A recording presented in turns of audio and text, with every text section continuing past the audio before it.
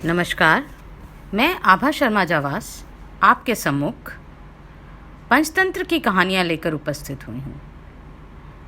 इसके उसके कहने पर जो छोड़े घर के ठाठ, वो नदी किनारे बैठ के बस जो है सबकी बाट। आज की इस कथा में हम 4 कहानियाँ सुनेंगे, ना घर का ना घाट का, घमंडी का सर नीचा, राजनीतिज्ञ गीदड़ और श्वान अर्थात कुत्ते का बैरी कुत्ता। ना घर का और ना घाट का। विचित्र चरिता स्त्रियः। स्त्रियों का चरित्र बड़ा अजीब होता है। स्वजनों को छोड़कर परकियों के पास जाने वाली स्त्रियां परकियों से भी ठगी जाती हैं। एक स्थान पर किसान पति पत्नी रहते थे। किसान वृद्ध था, पत्नी जवान थी। अवस्था भेद से पत्नी का चरित्र दूषित हो गया था। उसके चरित्रहीन होने की बात गांव भर में फैली हुई थी। एक दिन उसे एकांत में पाकर एक जवान ठग ने कहा, सुंदरी, मैं भी विदुर हूँ और वृद्ध की पत्नी होने के कारण तू भी विधवा समान ही है। चलो हम यहाँ से दूर भागकर प्रेम से रहें। किसान की पत्नी को यह बात पसंद आई। वह दूसरे ही दिन घर के सारे धन आभूषण लेकर ठग के पास पहुंच गई। दोनों दक्षिण दिशा की ओर वेग से चल पड़े। अभी 2 कोस ही गए थे कि नदी आ गई। वहां वह दोनों ठहर गए। जवान ठग के मन में पाप था। वह किसान पत्नी के धन पर हाथ साफ करना चाहता था। उसने नदी को पार कराने के लिए सुझाव दिया। पहले वह संपूर्ण धन जेवर की गठरी बांधकर दूसरे स्थान पर रख आएगा, फिर आकर सुंदरी को सहारा देते हुए पार पहुंचा देगा। किसान पत्नी मूर्ख थी, वह ये बात मान गई। धन आभूषणों के साथ वह पत्नी के कीमती वस्त्र भी ले गया। किसान पत्नी निपटी कोरे वस्त्रों में रह गई। इतने में वहां एक गीदड़ी आई। उसके मुख में मांस का टुकड़ा था। वहां आकर उसने देखा कि नदी किनारे एक मछली बैठी है। उसे देखकर वह मांस के टुकड़े को वहीं छोड़कर मछली मारने किनारे तक पहुंच गई। इसी बीच एक गिद्ध आकाश से उतरा और झपट कर मांस का टुकड़ा दबोच कर ले गया। उधर मछली भी गीदड़ी को आता देखकर नदी में कूद गई। गीदड़ी दोनों ओर से खाली हो गई। मांस का टुकड़ा भी गया और मछली भी गई। उसे देखकर किसान पत्नी ने कहा, गीदड़ी, गिद्ध तेरा मांस ले गया और मछली पानी में कूद गई। अब आकाश की ओर क्या देख रही है? गिदड़ी ने भी शीघ्रता से प्रत्युत्तर दिया और बोली, तू मुझ पे क्या हंसती है? तेरा भी तो यही हाल है। ना तेरा पति तेरा रहा और ना ही वह सुंदर युवक। तेरा समस्त धन लेकर वह तो निकल लिया। मगर यह कहानी सुना ही रहा था कि एक दूसरे मगर ने आकर सूचना दी, मित्र, तेरे घर पर भी दूसरे मगरमच्छ ने राज कर लिया है। यह सुनकर मगर और भी चिंतित हो गया। उसके चारों ओर विपत्तियों के बादल उमड़ रहे थे। उन्हें दूर करने का उपाय पूछने के लिए वह बंदर से बोला, मित्र, मुझे बता कि साम दाम भेद आदि में से किस उपाय से मैं अपने घर पर अधिकार वापस प्राप्त करूं? बंदर बोला, कृतघ्न, मैं तुझे कोई उपाय बताऊं? अब तू मुझे मित्रता की बात कह रहा है? तेरा विनाश काल आ गया है। सज्जनों के वचन पर जो नहीं चलता उनका विनाश अवश्य होता है, जैसे घंटोक्ष का हुआ था। मगर ने पूछा, कैसे? तब बंदर ने उसे यह कथा सुनाई। घमंड का सर नीचा। सताम वचनम आदिष्टम मदेन न करोति च स विनाशम वापनोति घंटोष्ट्र इव सत्वरम। सज्जन की सलाह ना मानने वाला और दूसरों से विशेष बनने की यत्न करने वाला सदैव ही मारा जाता है। एक गांव में उज्ज्वलक नाम का बढ़ई रहता था। वह बहुत गरीब था। गरीबी से तंग आकर वह गांव छोड़कर दूसरे गांव के लिए चल पड़ा। रास्ते में घना जंगल पड़ता था। उसने वहां देखा कि एक ऊंटनी प्रसव पीड़ा से तड़फड़ा रही है। ऊंटनी ने जब बच्चा दिया तो वह ऊंट और उसके बच्चे और ऊंटनी को लेकर अपने घर आ गया। वहां घर के बाहर ऊंटनी को खूंटे से बांधकर वह उसके खाने के लिए पत्तों भरी शाखाएं काटने वन में चला गया। ऊंटनी ने हरी हरी कोंपलें खाना शुरू किया। बहुत दिन इसी तरह हरे हरे पत्ते खाकर ऊंटनी स्वस्थ और पुष्ट हो गई। ऊंट का बच्चा भी बढ़कर जवान हो गया। बढ़ई ने उसके गले में एक घंटा बांध दिया जिससे वह कहीं खो ना जाए। दूर से ही उसकी आवाज़ सुनकर बढ़ई उसे घर ले आता। ऊँटनी के दूध से बढ़ई के बच्चे भी पल गए। ऊँट भार ढोने के काम भी आ गया। उस ऊँटनी से ही उसका व्यापार चलता रहा। यह देखकर उसने एक धनिक से कुछ रुपया उधार लिया और गुर्जर देश में जाकर वहां से एक और ऊँटनी ले आया। कुछ दिनों में उसके पास अनेक ऊँटनियां हो गए। उनके लिए रखवाला भी रख दिया। बढ़ई का व्यापार चमक उठा। घर में दूध की नदियां बहने लगी।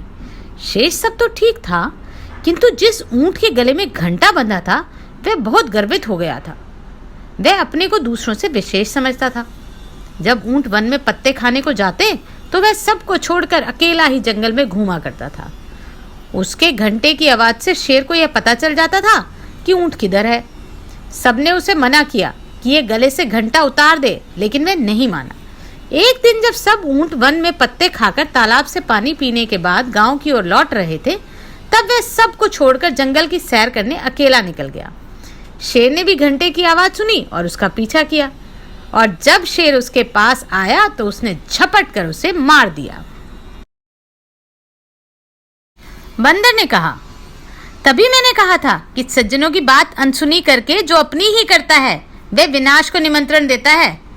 मगर बोला, तभी तो मैं तुझसे पूछता हूँ, तू सज्जन है, साधु है, किंतु सच्चा साधु तो वही है जो अपकार करने वालों के साथ भी साधुता करे, कृतघ्नों को भी सच्ची राह दिखलाए। उपकारी के साथ तो सभी साधु होते हैं। यह सुनकर बंदर ने कहा, तब मैं तुझे यही उपदेश देता हूँ कि तू जाकर उस मगर से जिसने तेरे घर पर अनुचित अधिकार किया है युद्ध कर।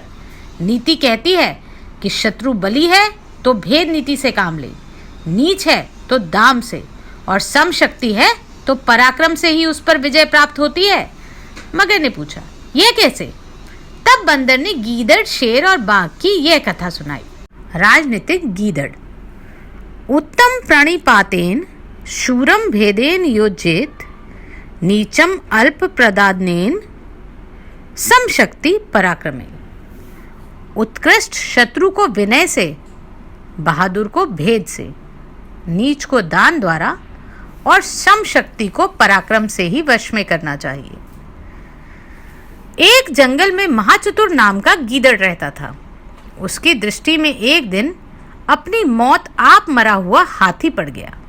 गीदड़ ने उसकी खाल में दांत गड़ाने की बहुत कोशिश की, लेकिन कहीं से भी उसकी खाल उधेड़ने में उसे सफलता नहीं मिली। शेर की खाल बहुत मोटी होती है ना।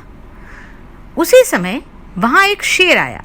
शेर को आता देखकर वह साष्टांग प्रणाम करने के साथ हाथ जोड़कर बोला, स्वामी, मैं आपका दास हूं, आपके लिए ही इस मृत हाथी की रखवाली कर रहा हूं। आप अब यथेष्ट भोजन कीजिए। शेर ने कहा, गीदड़, मैं किसी और के हाथों मरे जीव का भोजन नहीं करता। भूखे रहकर भी मैं अपने इस धर्म का पालन करता हूँ, अतः तू ही इसका आस्वादन कर। मैंने तुझे इसे भेंट कर दिया। शेर के जाने के बाद वहाँ एक बाघ आया। गीदड़ ने सोचा, एक मुसीबत को तो हाथ जोड़कर टाल दिया, इसे कैसे टालूं? इसके साथ भेद नीति का ही प्रयोग करना चाहिए। जहाँ साम दाम की नीति ना चले वहाँ भेद नीति ही अपना काम करती है। भेद नीति ही ऐसी प्रबल है जो मोतियों को भी माला में बांध देती है। यह सोचकर बाघ के सामने ऊंची गर्दन करके गया और बोला, मामा, इस हाथी पर दांत न गड़ाना, इसे शेर ने मारा है। वह भी नदी पर स्नान करने गया है और मुझे रखवाली के लिए छोड़ गया है।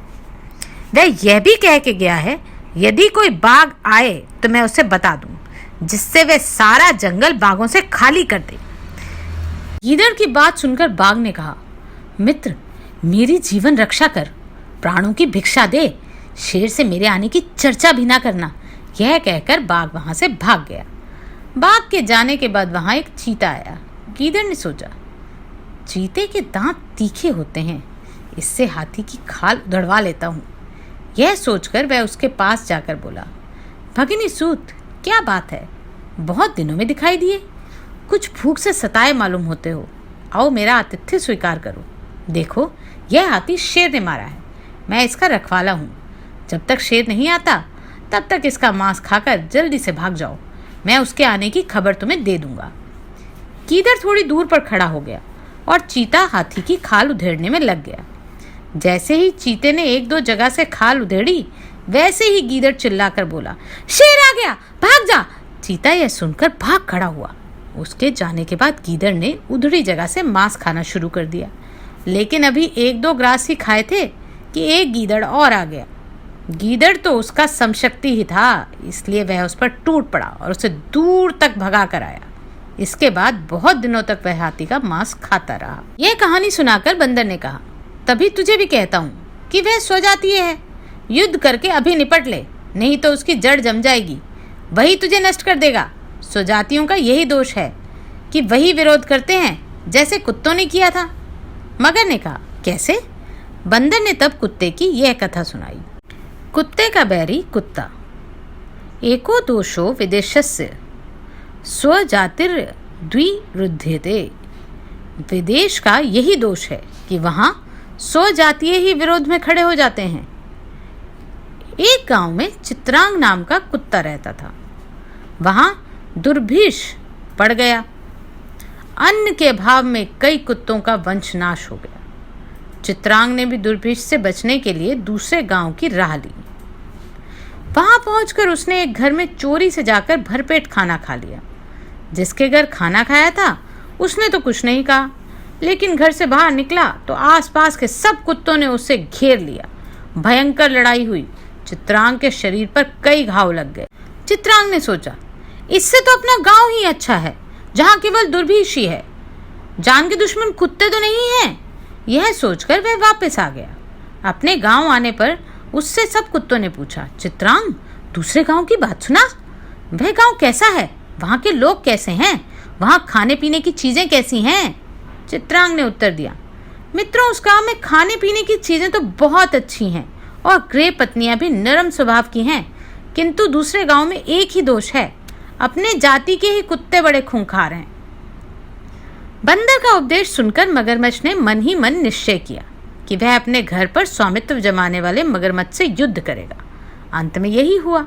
युद्ध में मगरमच्छ ने उसे मार दिया और देर तक सुखपूर्वक उस घर में रहता रहा।